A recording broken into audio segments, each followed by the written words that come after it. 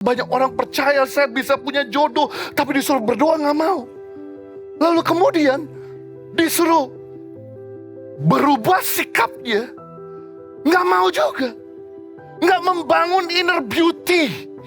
Hanya cuman penampilan luar. Saya beritahu, kalau Anda bangun penampilan luar yang cantik, yang cakep, yang bagus, betul Tuhan kirim laki-laki atau perempuan sama kamu, tapi begitu dia jalan sekitar 1 bulan, 2 bulan, 3 bulan, ketika dia tahu karaktermu yang kasar, yang susah diberitahu, yang susah dibentuk, dia akan pergi dan cari yang lain lagi. Jadi penting di sini bukan cuma sekedar percaya, tapi kita perlu melakukan konten seimbang antara tahu firman dan melakukan firman.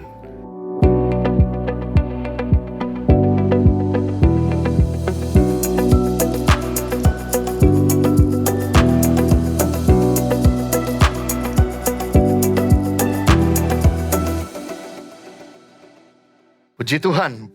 Shalom, salam sejahtera buat kita semua, salam sehat. Kalau saudara senang dengan sebuah judul khotbah, saya mau sampaikan pada ibadah yang kedua ini dengan tema prinsip hidup seimbang.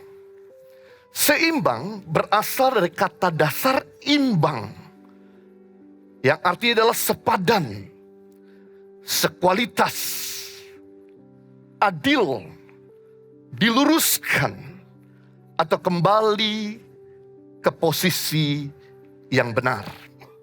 Itu sebabnya Tuhan berkata di dalam Kejadian 2:18 bahwa tidak baik kalau manusia itu seorang diri saja. Aku akan menjadikan baginya seorang penolong baginya yang sepadan dengan dia.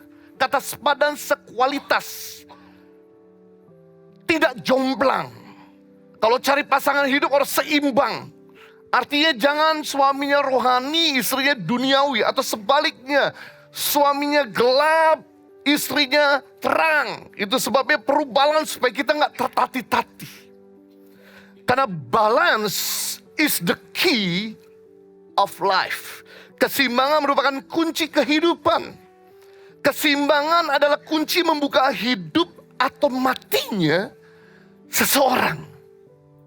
Sehebat-hebatnya seseorang, jika dia tidak menjaga keseimbangan, dia pasti akan tumbang juga. Entah itu orang yang rohaniawan, entah itu orang yang berpendidikan sekalipun, entah itu orang yang kaya raya atau konglomerat sekalipun, kalau dia nggak jaga keseimbangan, pasti suatu kali akan timpang. Dan begitu dia nggak bisa menjaga keseimbangan, dia akan chaos. Tumbang. Kita udah belajar jalan sejak kecil. Jadi jalan merupakan profesional buat setiap kita yang sudah dewasa. Tapi apa yang terjadi kalau saudara dalam keadaan kurang sehat? Atau saudara minum obat-obatan terlarang? Atau mungkin saudara minum minuman yang beralkohol?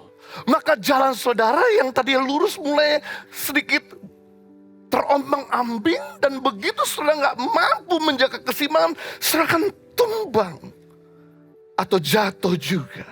Sama, sehebat-hebatnya saudara mengendarai mobil, kalau saudara gak konsentrasi, saudara menggunakan handphone atau saudara teks, ketika sudah mengendarai, sudah nggak bisa menjaga keseimbangan, terlalu ke kiri atau terlalu ke kanan, maka yang terjadi sudah akan nabrak. Ironisnya banyak sekali setiap kita sebagai anak-anak Tuhan yang saking mengejar ambisi, yang meraih cita-citanya, target-targetnya, dia mengabaikan keseimbangan, yang mengakibatkan dia menghancurkan apa yang dia telah bangun sebelumnya. Hidup kita tidak akan bisa bertahan lama. Kesehatan kita tidak akan bisa bertahan lama. Hubungan kita tidak akan bisa bertahan lama jika kita tidak menjaga keseimbangan. Nah, itu sebabnya saya rindu. Ini mimpi saya dan mimpi pemazmur dan mimpi Tuhan buat setiap kita. Yaitu Mazmur 92 ayat 13 sampai 14. Biarlah ayat ini menjadi kenyataan buat setiap kita. Mazmur 92 ayat 13 dan 14. Mereka yang ditanam di bait Tuhan akan bertunas di pelataran ark kita. Akan bertumbuh di pelataran Tuhan kita. Pada masa tua pun mereka masih berbuah, menjadi gemuk dan segar. Mungkin saudara berkata, Pak, saya gak mau yang gemuk itu. Saya gak mau tua-tua gemuk, jadi penyakitan. Ternyata dalam bahasa asli kata gemuk di sini perkasa, kuat. Siapa di sini yang tuanya perkasa? Siapa di sini yang mau ketika tua tetap kuat? Hanya mereka yang menjaga keseimbangan. Ketika dia tua, dia akan tetap perkasa, kuat, sehat, dan diberkati. Kata berbuah itu artinya diberkati. Kata segar itu artinya sehat. Jadi ini mimpi setiap kita. Ketika kita tua, kita gak mau membleh. Ketika kita tua, kita gak mau sakit-sakitan. Ketika kita tua, kita gak mau seperti jadi orang yang membebankan orang lain. Nah, penting untuk kita bisa drive keseimbangan hidup kita. Sehingga ketika kita tua, kita diberkati, kita kuat, dan kita sehat. Kita akan belajar. Ada 3 prinsip hidup dalam keseimbangan. Yang pertama, prinsip untuk saudara hidup dalam keseimbangan agar saudara tua nanti kuat, agar tua saudara nanti segar, agar tua nanti saudara tetap sehat. Yang pertama, perlu latihan. Tidak ada orang yang langsung jadi sempurna. Semua yang excellent lahir dari kedisiplinan.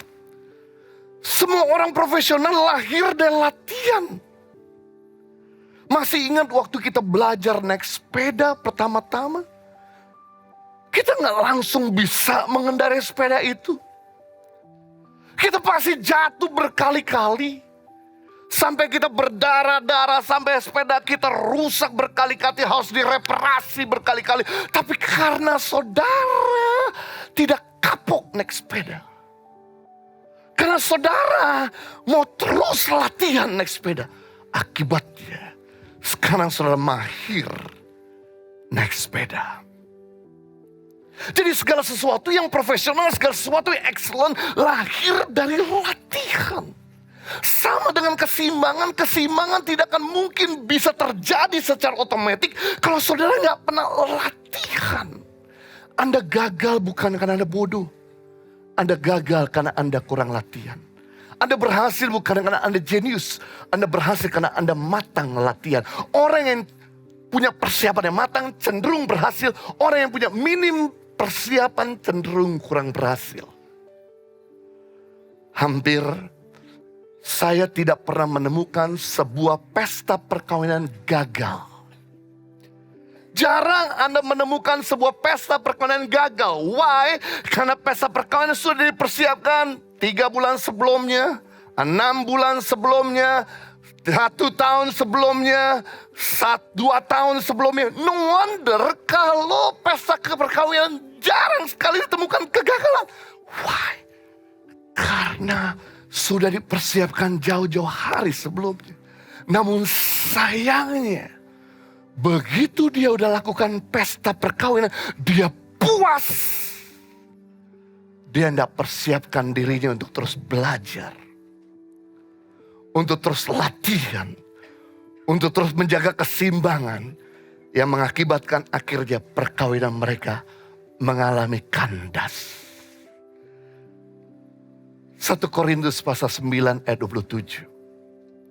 Tetapi kata Paulus kepada jemaat di Korintus, aku melatih tubuhku dan menguasainya seluruhnya, supaya sesudah memberitakan Injil kepada orang lain, jangan aku sendiri ditolak.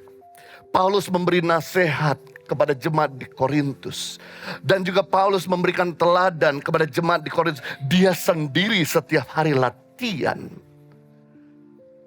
agar dia tetap seimbang. Supaya jangan sampai ketika dia memberitakan firman, dia jadi ngomongan orang lain. Orang yang tidak pernah latihan menjaga keseimbangan, maka jadi omdo. Ngomong doang, NATO, no action, talking only. Kalau Anda tahu kebenaran tapi tidak melakukannya, apa bedanya sama iblis? Iblis juga tahu firman Tuhan dari A sampai Z, dari Kejadian sampai Wahyu, dari awal sampai akhir. Hanya bedanya, iblis tahu firman, tidak melakukannya. Nah, kalau Anda cuma tahu firman, tidak melakukan, maka tidak ada bedanya kita dengan si penipu itu. Itu sebabnya setiap anak-anak Tuhan, harusnya setiap orang Kristen punya warna yang berbeda. Bukan cuma tahu konten, tapi melakukan konten. Hei, puji Tuhan, kita hari-hari ini disuguhkan begitu banyak konten-konten yang bagus.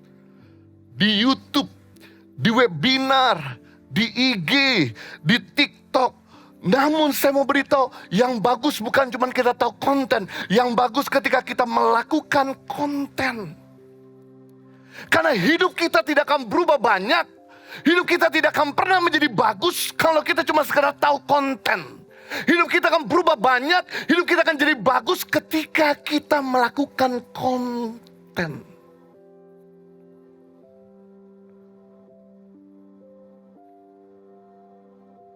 Saya kasih contoh. Banyak orang percaya saya bisa kurus. Tapi disuruh diet. Disuruh olahraga. Disuruh puasa. Disuruh pantang makan yang goreng-gorengan tidak mau. Contohnya, orang di depan saudara. Saya ingat di awal tahun 2020. Setiap kali kita masuk bulan Januari, selalu kita punya resolusi, selalu kita punya mimpi, selalu kita punya visi. Dan mimpi saya sederhana. Di awal tahun 2020, saya pengen turun 5 kilo. Oh, easy job. Berarti setiap 2 bulan cukup turun 1 kilo. Akhir tahun sudah turun 6 kilo. Lebih dari target. Easy job. Tapi gara-gara pandemi masuk di Indonesia. Yang mengakibatkan tadinya saya sering traveling. Yang tadinya saya banyak waktu untuk exercise. Akhirnya saya kerjanya duduk. Ibadahnya duduk. Meeting duduk, berkomunitas duduk. Bukannya turun 5 kilo di akhir 2020, naik 8 kilo. Hei, padahal pendetamu percaya bahwa Tuhan tidak pernah gagal. Hei, padahal pendetamu percaya bahwa Immanuel tidak pernah ingkar janji. Percaya Tuhan besar, percaya Tuhan itu Immanuel, tidak cukup. Karena iman tanpa perbuatan mati. Sekalipun untuk pendeta, hamba Tuhan, kalau dia nggak lakukan konten, tidak terjadi perubahan. Banyak orang percaya, saya bisa diberkati sama Tuhan. Saya bisa hidup sehat. Tapi disuruh mengampuni, tidak mau. Saudara tahu kata mengampuni artinya melepas. Kata tidak mengampuni artinya menahan. Ketika Anda mengampuni, Anda melepaskan anugerah buat hidup orang. Maka firman Tuhan berkata, waktu kamu mengampuni orang, Bapamu di surga mengampuni. Waktu kamu tidak mengampuni orang, Bapamu di surga tidak mengampuni. Berarti kita bisa melihat begini mekanismenya. Waktu kamu melepaskan anugerah buat orang lain, surga melepaskan anugerah buat kita. Waktu kamu menahan anugerah buat orang lain, surga akan menahan anugerah buat kita. Kenapa kita hidup di bawah langit yang berubah jadi tembaga dan tanah yang berubah jadi besi? Apa yang kita doakan tidak pernah terjadi. Apa yang kita kerjakan di bawah tanah ini, di atas tanah ini tidak pernah menghasilkan sesuatu. Karena tidak mengampuni. Tahukah saudara, para ilmu kedokteran menemukan ada 2 akibat kepada orang yang susah mengampuni. Yang pertama, akan muncul autoimun. Dan yang kedua, akan muncul cancer. Baru-baru ini ilmu kedokteran menemukan rupanya akibat autoimun dan cancer disebabkan karena tidak bisa mengampuni. Wow! Berarti dengan kata lain, waktu kamu mengampuni orang, kamu bukan cuma menyembuhkan orang lain, kamu sedang menyembuhkan dirimu sendiri. Waktu kamu mengampuni orang, kamu bukan sekedar memberkati orang, kamu sedang memberkati dirimu sendiri. Sekali lagi, hidup kita tidak akan berubah banyak sekedar kita tahu firman. Hidup kita akan berubah banyak kalau kita melakukan firman.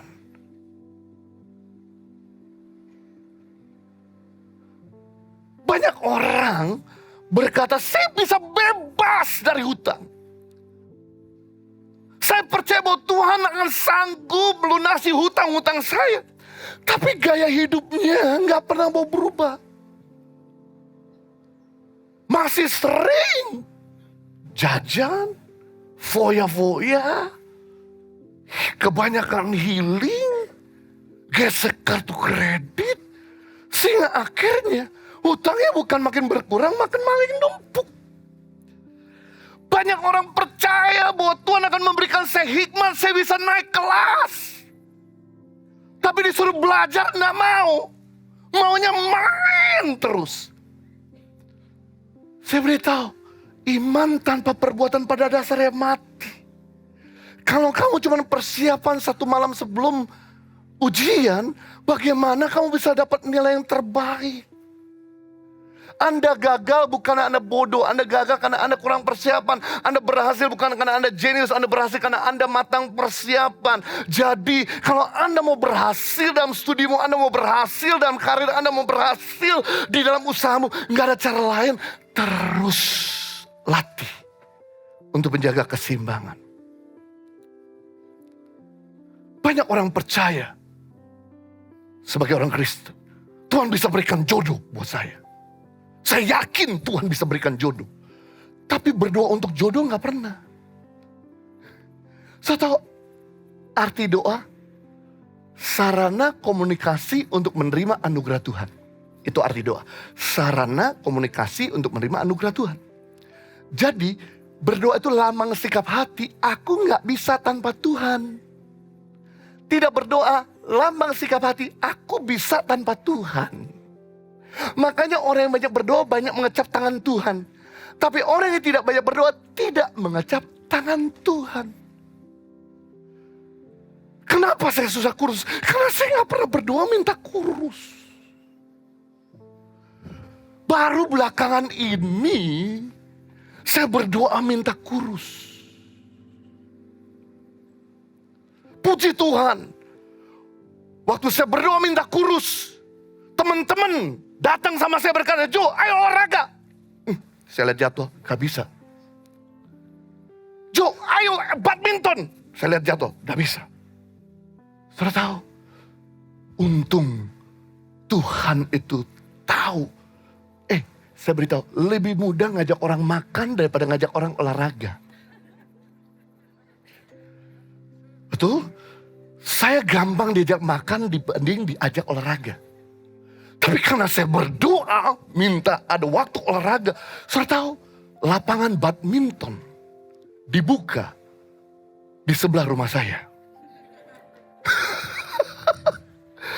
Tuhan bukakan lapangan badminton indoor 5 blok tetangga saya. Sampai teman-teman bilang, Jo, gua ini jauh-jauh datang di luar Kelapa Gading main badminton di sebelah rumahmu. Masa lu di tetangga nggak datang. Ya juga, mau nggak mau, saya akhirnya ikut badminton. Dan puji Tuhan, hari ini tadi beberapa orang berkata, kelihatan lebih kurus sedikit.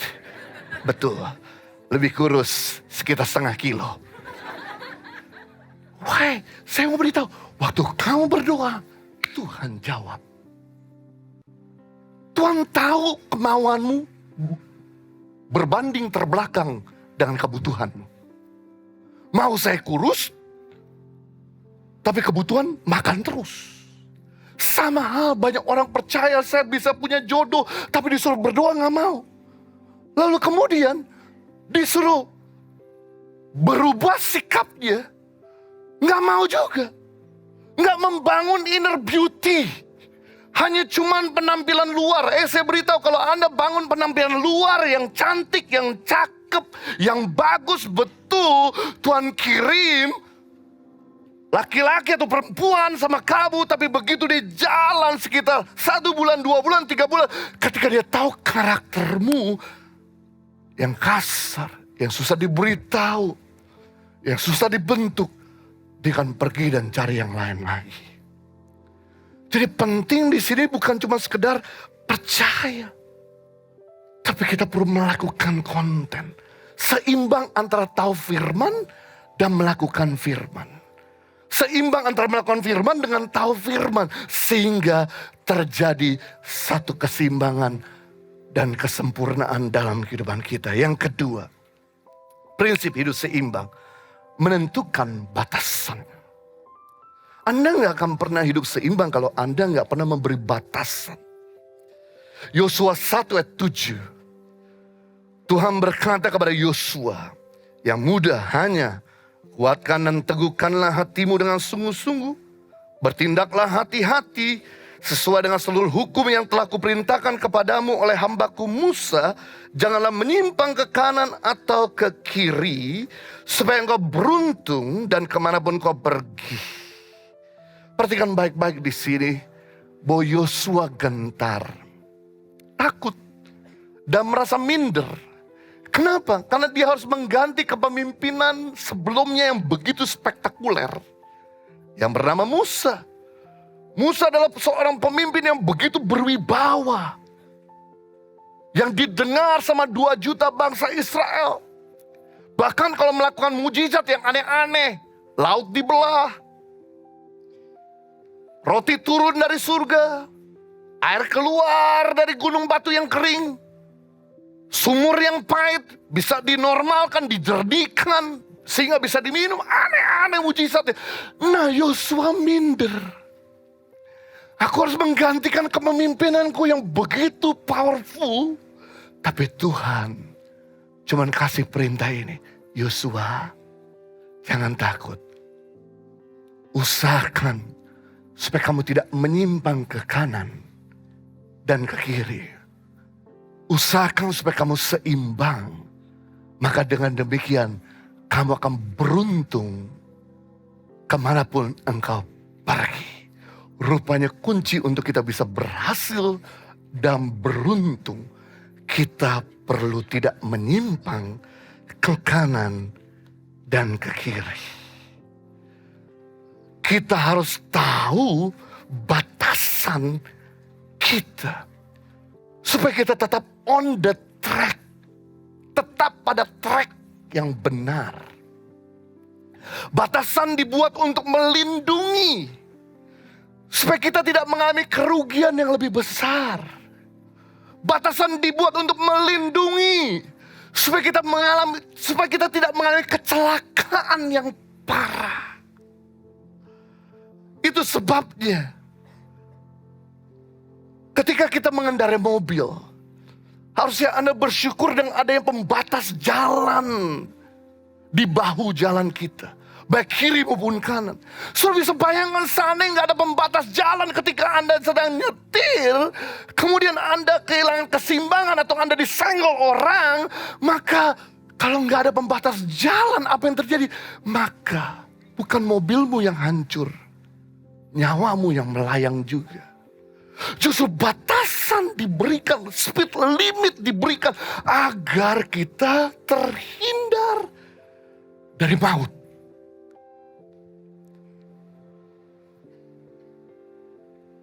Minggu yang lalu, seorang pengerja di gereja kita lagi mengendarai mobil di jalan tol dari Kelapa Gading menuju ke arah Cawang. Mobilnya kecil, imut-imut.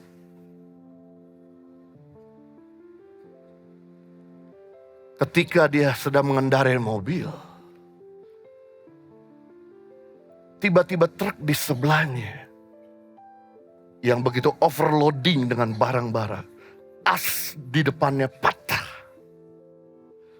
Sehingga truk itu gak bisa dikendalikan dan nabrak mobil kecil daripada pengerja kami, suami dan istri di dalamnya. Untung ada pembatas jalan di sebelahnya. Sehingga ketika barang itu jatuh tumbukan ke mobil,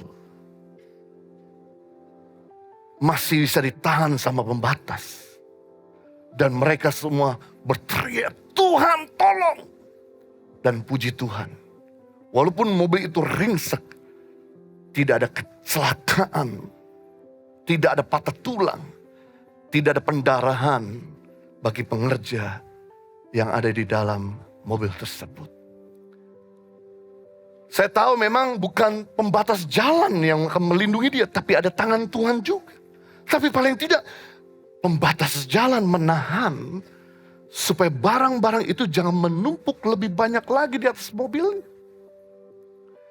Itu sebabnya mestinya Anda bersyukur ada orang-orang yang membatasi, yang memberi peringatan, yang memberi nasihat kepada saudara agar saudara jangan kebablasan. Jangan marah kalau orang tua yang kasih nasihat. Jangan marah kalau ada pemimpin yang kasih masukan. Jangan merasa bahwa Anda dibatasi pergaulan pacaranmu, pergaulan dengan teman-temanmu, tapi justru mereka dipakai Tuhan untuk memberikan keseimbangan agar kita jangan kebablasan. Saudara tahu iblis itu, firman Tuhan berkata, seperti singa yang berjalan keliling dan mengaum-ngaum. Artinya gini, singa tidak akan pernah menyentuh kita kalau kita nggak lewati pagar. Kalau kita nggak lompat, kalau kita nggak buka celah dan masuk dalam kandang singa. Dia cuma berkeliling saja di dalam kandang. Puji Tuhan ada kandang yang membuat kita jadi aman dan tenang, membawa anak kita, membawa teman kita, membawa keluarga kita tenang. Kenapa? Karena ada pembatas. Dan jangan pernah coba-coba Anda buka pintu kandang itu. Begitu Anda buka itu pintu kandang singa, Anda masuk atau singa itu keluar, Anda akan mengalami sesuatu yang membahayakan. Jadi kita harusnya bersyukur dengan adanya batasan-batasan. Karena batasan-batasan ini yang menolong kita supaya kita tidak kebablasan.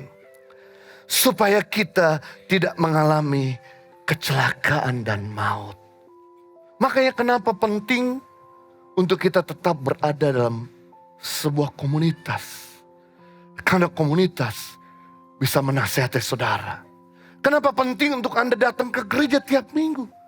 Agar firman itu memberikan peringatan supaya saudara tidak menyimpang ke kanan dan ke kiri. Sama halnya, kenapa Anda tidur perlu dibatasi?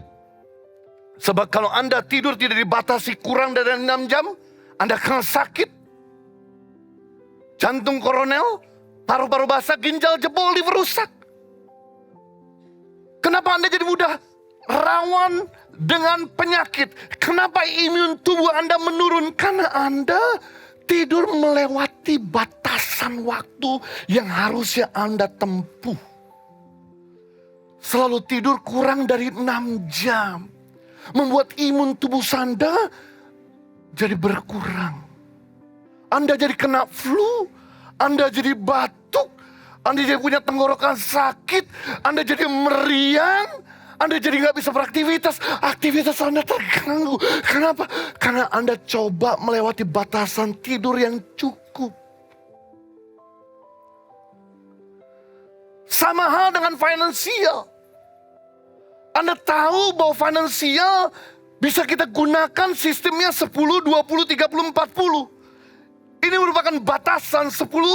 Kembalikan apa yang jadi bagian Tuhan atau tabur buat orang lain. Jangan dimakan, greedy untuk diri sendiri. Belajar untuk punya hati yang murni. Mengucap syukur untuk berkat yang Tuhan berikan. Kasih tabur buat yang lain. 20 ditabung. Karena kita gak pernah tahu musim paceklik akan datang. Kita gak pernah tahu ada pandemik akan datang. Nah, kenapa kemarin di pandemik ada begitu banyak orang panik, ada begitu banyak orang tenang. Yang panik mereka tidak punya tabungan. Yang tenang karena mereka punya tabungan. 30 untuk kamu bayar bil dan cicilan. 40 kamu nikmati. Batasi 10, 20, 30, 40. 10% berkati orang lain. Kembalikan pada Tuhan. 20% nabung karena kita gak pernah tahu apa yang terjadi ke depan. 30% untuk bayar cicilan, bayar tagihan, bayar semua pengeluaran. 40 baru kamu nikmati. Jangan melewati batasan dari 40. Begitu kamu gunakan income sepuas-puasnya, semau-maunya melewati batasnya, maka yang terjadi utang. Jadi bersyukurlah kalau ada orang yang kasih nasihat buat kita. Supaya kita tetap menjaga keseimbangan. Yang terakhir, kemudian saya selesai. Prinsip untuk hidup dalam keseimbangan. Berani berkata tidak. Matius 5 ayat 37. Jika iya, hendaklah kamu katakan ya. Jika tidak, hendaklah kamu katakan tidak. Apa yang lebih daripada itu berasal dari si jahat. Tuhan Yesus mengajarkan untuk kita berkata ya kepada prioritas kita. Dan berani berkata tidak yang bukan menjadi prioritas kita. Karena lebih daripada itu kita akan terjerat. Lebih daripada itu kita akan mengalami kecelakaan, kita akan burn out. Kita akan celaka. Lebih susah berkata tidak daripada berkata iya. Buat saya pribadi, gak tahu buat saudara. Buat saya pribadi lebih susah berkata tidak daripada berkata iya. Tapi buat Henny, buat istri saya salut sama dia. Dia berani berkata tidak. Apa yang bukan menjadi prioritasnya. Makanya sejak awal dia komitmen untuk mengembalakan saudara. Dia tidak ambil jadwal khotbah. Keluar, dia fokus. Nah, saya itu kan sebelumnya pembicara keliling. Kontak number saya udah banyak di sekretaris gereja dan persekutuan. Begitu mereka undang Pak Juju, bisa khotbah sama saya. Bisa lah, saya selipin. Yes. Kemudian saya bilang, lu kok keluar-keluar terus? Kan lu udah jadi gembala. Harusnya berani dong berkata tidak. Aduh, masih perlu belajar nih. Masih perlu melatih diri. Orang berhenti merokok kan gak langsung tiba-tiba berhenti total kan. Ngurangi dari 2 bungkus per hari jadi 1 bungkus per hari. Kurangi setengah bungkus, akhirnya 1 batang. Sama, saya juga butuh latihan. Dari jadwal yang banyak masuk saya kurang-kurangin. Kasih saya waktu, kasih saya ruangan dulu untuk berlatih. Latihan berkata tidak. Nah sekarang saudara, undangan bertubi-tubi masuk, kami bisa berkata tidak. Minta maaf, baru kemarin malam juga ada acara retret, kami tolak. ada acara, undangan di mana-mana kami tolak. Supaya kami bisa jadi gembala yang baik buat saudara. Kasih tepuk tangan buat pendeta saudara. Seimbang bukan berarti semua dibagi rata. Seimbang artinya semua dilakukan sesuai dengan prioritas dan proporsional. Sekali lagi, seimbang bukan dibagi rata prioritas itu. Tapi seimbang artinya bisa dilakukan secara prioritas dan proporsional. Nah, inilah yang menjadi prioritas kita yang pertama adalah Tuhan.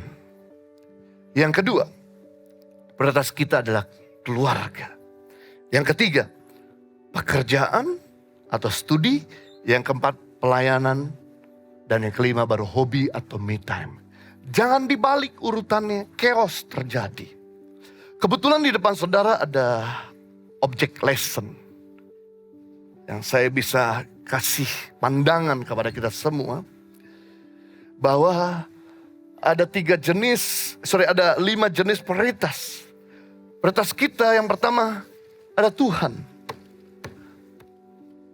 Ini yang harus lebih banyak waktunya sama kita.